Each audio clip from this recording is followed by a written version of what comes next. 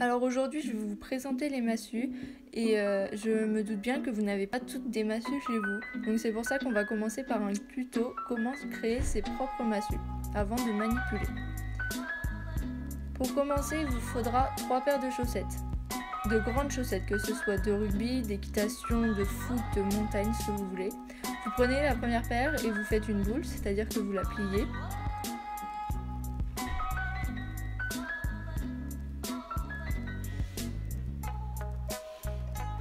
Puis vous prenez la deuxième paire et vous faites la même chose.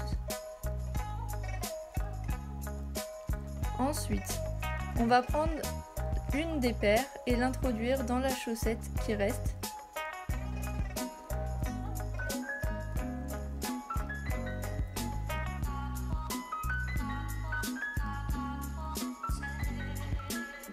Et enfin, on va prendre l'autre paire qui reste et la chaussette qui reste et l'introduire dedans.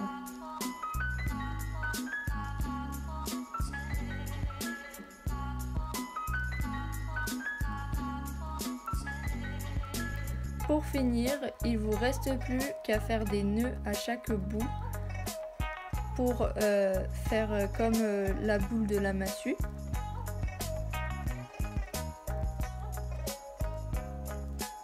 Et maintenant, vos massues sont prêtes. Donc, on va passer à la première manipulation, les rotations toutes simples, c'est le mouvement basique. Donc, on va prendre la massue au bout, c'est-à-dire au niveau du nœud, dans la main, et on va la faire tourner. Le but est que le bras bouge le moins et que ça soit juste le poignet qui fasse tourner. La massue doit être la plus proche du bras possible. Il faut être quasi immobile. Ensuite, vous pouvez le faire avec l'autre main. Et puis une fois que vous êtes à l'aise, vous le faites avec les deux mains. Maintenant, on va passer à une autre type de manipulation qui est plus compliquée. On va faire les moulinets. Donc d'abord, pour s'entraîner, on va tendre le bras devant et essayer de passer la massue d'abord une fois en haut et une fois en bas. La massue doit être le plus proche du bras possible, encore une fois, et c'est juste le poignet qui bouge. Le bras bouge le moins possible.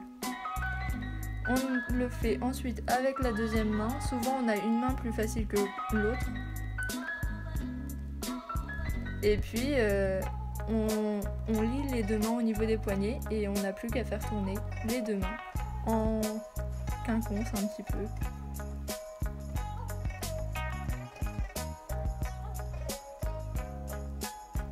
On peut même le faire au-dessus de la tête une fois qu'on est vraiment à l'aise. Pour cette dernière manipulation, nous allons faire des rotations asymétriques, c'est-à-dire que les deux bras ne vont pas faire la même chose. Le premier va faire des petits tours comme sur la première manipulation, tandis que le deuxième va faire un grand tour.